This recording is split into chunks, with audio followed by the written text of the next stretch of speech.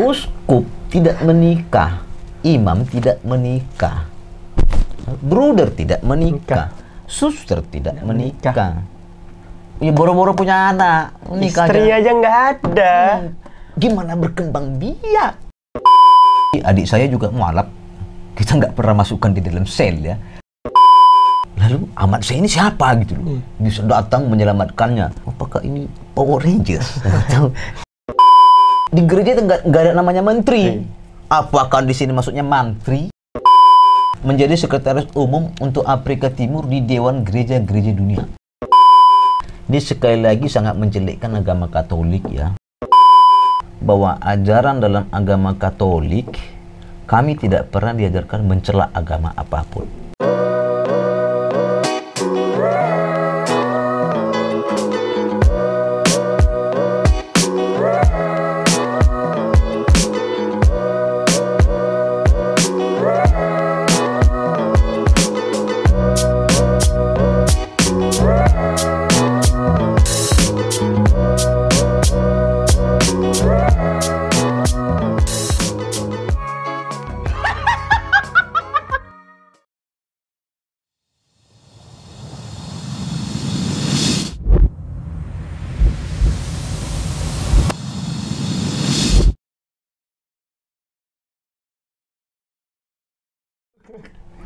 Karena seorang suster itu mengucapkan sumpah kaul kekal, ya, suster, pastor juga ada sumpahnya, ya.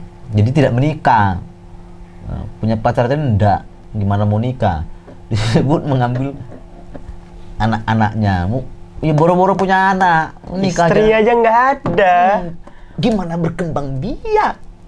Nah itu perlu luruskan, ya. Saya yakin ini hanya kerjaan oknum-oknum ya, untuk menjelekkan agama tertentu. Malah agama itu sangat baik. Ini nak ula-ula, cuma kita harus perlu meluruskan ini kepada sahabat-sahabat yang beragama Islam bahwa itu tidak benar. Agar agama saudara-saudara kita yang Islam ini tidak dicap jelek gitu loh, dicap jadi hoax. Ya, nah ini perlu penebar ini perlu kita luruskan sebagai saudara. Saudara dalam kemanusiaan, dan kita bukan saudara dalam agama, kita saudara dalam kemanusiaan, dan perlu diluruskan.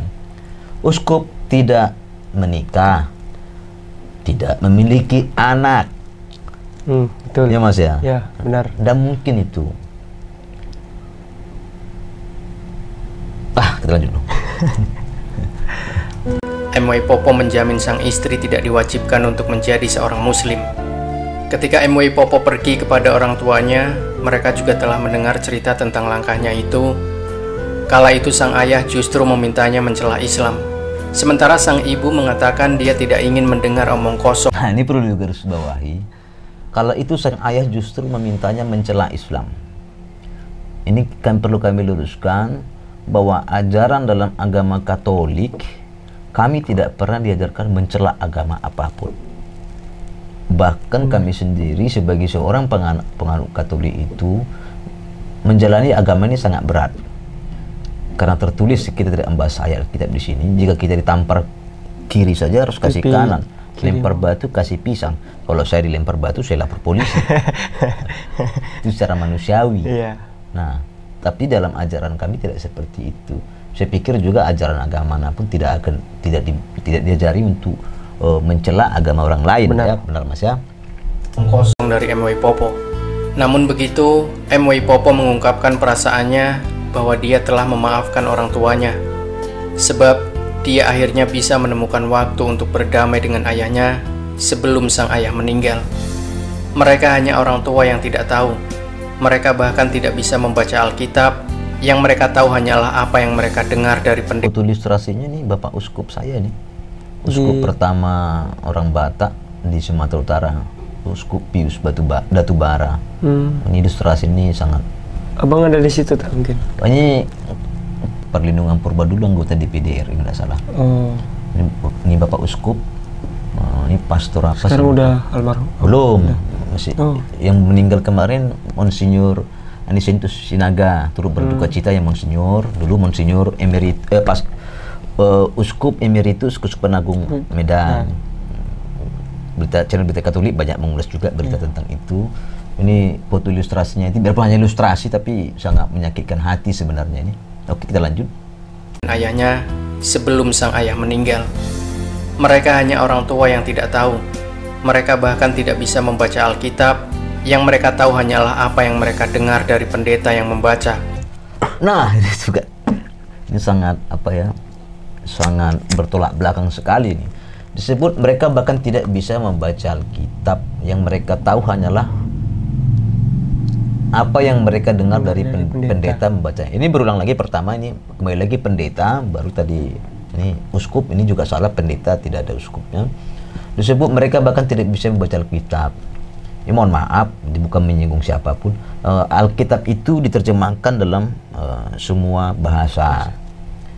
Ya, saya pikir tadi kalau dia menceritakan bahwa si Maipopo ini sekolahkan BA dan doktor, nggak mungkin orang tuanya tidak bisa membaca.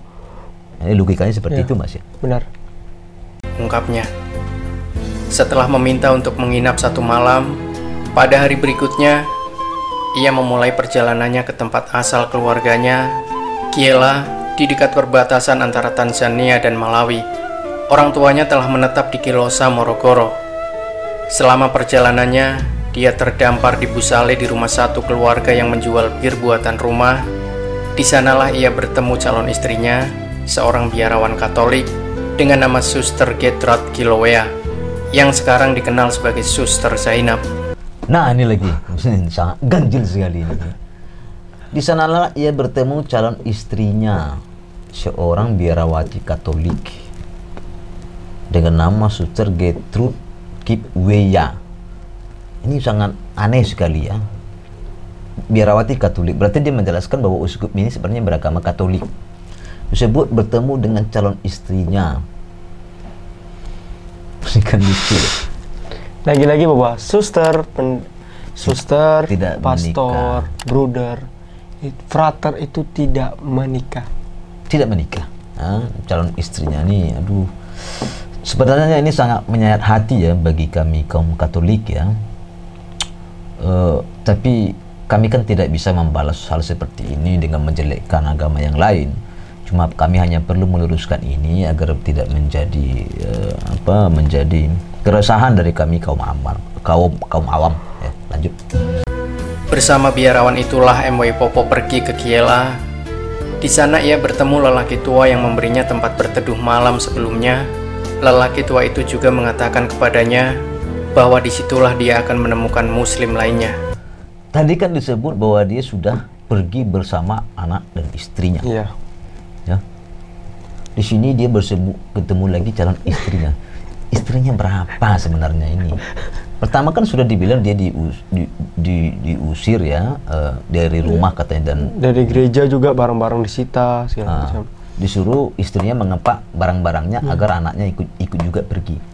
Nah, di sini disebut lagi bertemu calon istrinya, suster. Nah, ini kan lucu ini. Apakah istrinya 2? Nah, ini juga sebenarnya nanti kita bahas dulu. Ini saya mulai kami tertawa bukan menertawakan suatu ajaran tertentu, tidak. Kami hanya menertawakan ini, cerita ini sudah sangat melenceng jauh sih. Ceritanya juga tidak memiliki korelasi antara cerita sebelumnya dengan cerita selanjutnya. Kita loncat-loncat gitu. Tetapi sebelum itu, pada pagi harinya M.W. Popo mengumandangkan azan. Mendengar azan, penduduk desa keluar dari rumah masing-masing. Mereka bertanya kepada sang tuan rumah, mengapa dia menyimpan seorang pria gila. Beruntung kala itu sang biarawati menjelaskan M.W. Popo tidak gila, melainkan seorang muslim. Suster Zainab juga yang membantu M.W. Popo membayar biaya pengobatannya di rumah sakit misi Anglikan ketika dia sakit parah. Kisah berlanjut tatkala M.W. Popo bertanya kepada sang biarawan soal ini juga kita bingung ini. Mengatakan di rumah sakit Anglikan. Ya. Kalau kita bahas konteks ceritanya ini gereja Anglikan, ya. Gereja Anglikan itu tidak disebut gereja Katolik Anglikan, tapi disebut gereja Anglikan. Kalau gereja Anglikan, saya nggak tahu, tapi yang saya tahu bisa menikah di sana imamnya. Tapi boleh kawan-kawan cari referensi yang lain di Google dengan sumber tervalidasi ya. Tapi kalau disebut tadi Katolik ya, makanya kita bingung ini ceritanya mulai bias kemana-mana. Kita lanjut. Hancu. Mengapa dia mengenakan rosario? Suster Zainab kala itu menjawab, hal itu karena Kristus digantung di sana. Tapi katakanlah seseorang telah membunuh ayahmu dengan pistol. Akankah kamu berkeliling membawa senjata di dadamu? Ini juga. Jadi kenapa kamu memakai rosario? Karena Tuhan digantung di situ, katanya Yesus digantung di situ. Dan apakah jika seorang membunuh ayahmu dengan pistol akan kamu berkeliling bawa senjata itu di dadamu? Ini kan konteksnya berbeda. Ini konteksnya Main konteksnya. ini sangat berbeda dan sangat bias ya, sangat bias. Coba. Sang biarawati itu berpikir, benaknya menantang keyakinan lamanya. Tidak lama kemudian MW Popo melamar Suster Zainab, dan sang biarawati itu pun menerimanya. Nah, mantan uskupnya katanya melamar. Oke. Dan menerimanya. Kita lanjut. Mereka kemudian menikah secara diam-diam. 4 pekan kemudian, Suster Zainab menulis surat kepada otoritasnya perihal kepergiannya. Lelaki tua yang memberinya perlindungan yang juga paman Suster Zainab mendengar pernikahan tersebut. Mereka diberitahu agar meninggalkan rumahnya. Ini kan lucu. Tadi kan mereka sudah meninggalkan rumah. Di sini mereka menikah, dia menulis surat kepada otoritasnya perihal kepergiannya. Lelaki tua yang memberinya perlindungan, paman Suster Zainab, mendengar pernikahan tersebut, mereka diberitahu agar meninggalkan rumahnya. Apakah ini rumahnya setelah dia ngontrak?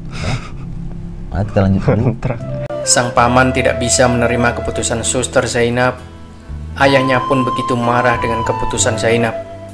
Dari rumah uskup itu, MW Popo pergi dan kemudian tinggal. Nah, masih di rumah uskup itu, ya kan? Iya benar.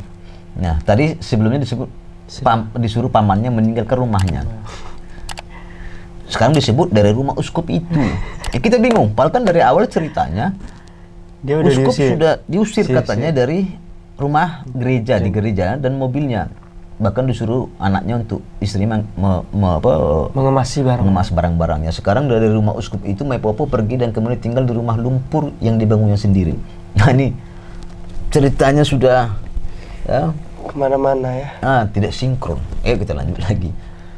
Di rumah lumpur yang dibangunnya sendiri, dari mencari nafkah sebagai sekretaris jenderal Dewan Dunia Gereja untuk Afrika Timur, dan mencari nafkah sebagai sekretaris jenderal Dewan Dunia Gereja untuk Afrika Timur. Logikanya, kalau sudah disebut dia sudah diusir, kenapa dia masih menjadi sekretaris jenderal Dewan Dunia Gereja lagi? nggak mungkin kan? Dan bukan Dewan Gereja Dunia ya, itu konferensi wali gereja namanya untuk Afrika Timur. Ia mulai mencari nafkah sebagai pemotong kayu dan mengolah tanah beberapa orang. Itu pekerjaannya kita nggak tahu ya. Karena tukang kayu itu bisa jadi punya uang juga. Tapi ini dan dari mencari nafkah sebagai dia membangun rumah lumpur, dari mencari nafkah sebagai sekretaris jenderal Dewan Dunia Gereja. Kan sudah diusir katanya. Kenapa masih menjadi sekretaris jenderal Dewan Dunia Gereja? Lanjut Mas. Lanjut. ia mulai mencari nafkah sebagai pemotong kayu dan mengolah tanah beberapa orang. Selain pekerjaan demikian, MW Popo juga berdakwah Islam di muka umum. Hal inilah yang menyebabkan serangkaian pemenjaraan jangka pendek karena khotbah yang dianggap penghinaan terhadap Kristen. Oke, berlanjut. Mengenai berdakwah Islam depan umum, kita nggak bisa bahas ke situ. Serangkaian pemenjaraan jangka pendek. Kan tidak mungkin jika seseorang sudah berganti agama, lalu berkhotbah dengan agamanya tersebut, lalu mendapat pemenjaraan jangka pendek. Nah, ini tidak mungkin. Karena kalau kami di gereja Katolik, seandainya juga seseorang mengatakan akan berganti agama, kita tidak pernah memasalahkannya secara hukum. Benar, karena itu hak pribadi masing-masing lagi kan. Nah, itu. Karena khutbah yang dianggap penghinaan terhadap Kristen. Ini kembali lagi ya, saya nggak tahu penyebutan dia ini Kristen ini untuk yang mana sebenarnya. Apakah Katolik? Kristen Katolik atau Kristen Protestan? Berarti yang membuat cerita ini pun tidak memahami konteks bahwa Kristen dan Katolik itu memang sama-sama memiliki nabi yang sama. Nabi lah kita sebut secara umum, itu Nabi Isa Al-Masih, kalau di saudara kita Muslim menyebutnya, dia bilang Yesus Kristus. Tapi itu hal yang berbeda karena cara beribadahnya itu berbeda. Didominasi dan gereja seperti Katolik sebagai gereja mula-mula ya. Kita lanjut. Saat melaksanakan haji pada 1989, tragedi melandanya. Rumahnya dibom dan akibatnya 3 bayinya terbunuh. Udah punya anak ya. Lanjut dulu ya, ini agak. Seorang uskup yang memiliki ibu, dan ibu saya sendiri adalah anak dari ayah yang sama, terlibat dalam rencana tersebut. Oke, ini kita bahas. Saat melaksanakan haji pada 1988, tadi 86, berarti 2 tahun setelah memeluk agama itu, rumahnya dibom dan akibatnya 3 bayinya terbunuh. Perlu kita garis bawahi. Tadi disebut awal disebut Mas ya. Setelah dia diusir dari rumah gereja dari gereja tempatinya, anaknya tidak disebut berapa, ya, disebut anak berapa. Nah, di situ disebut anak-anak, tidak disebut bayi. Oke. Lalu di situ disebut sudah menikah, punya anak kan. Lalu dia melamar suster yang berubah menjadi suster Zainab. Dalam tempo 86 ke 88, 8 berapa tahun tuh Mas? 2 tahun. 2 tahun sudah memiliki bayi 3. 1 tahun 1. Kan perempuan ini mengandung 9 bulan 10 hari. Ya. Ya, oke. 2 tahun itu 24 bulan. Ya. 24 bulan. Betul. Tidak bisa dikorupsi itu kalau itu. Kalau sedangkan 10 hari, kalau 3 anak, masa habis ngelahirin langsung hamil lagi? Nah, itu keganjilannya. 3 anak, 9 bulan, 9 kali 3, 27. Gimana caranya dia itu? 27 bulan. Masa bayi semua 3 ini? Iya. Seorang uskup yang memiliki ibu dan ibunya sendiri adalah seorang uskup yang memiliki ibu dan ibu saya sendiri adalah anak dari ayah yang sama. Maksudnya gimana tuh? Seorang uskup yang memiliki ibu. Uskup ini punya mama. Punya ibu nih, punya mama nih. Dan mama dia adalah anak dari ayah yang sama. Apa keponakan jatuhnya? Sepupu jatuhnya. Sepupu kan? Berarti sepupunya terlibat dalam rencana tersebut. Bom. Kami garis bawah lagi. Kami tidak pernah memiliki dendam atas kepada seseorang yang telah berganti agama. Adik saya kandung itu memeluk agama Islam dan kita baik-baik saja selama ini. Kita tidak pernah membahas agama. Ketika dia Idul Fitri kita datang, ketika kita Natalan dia datang.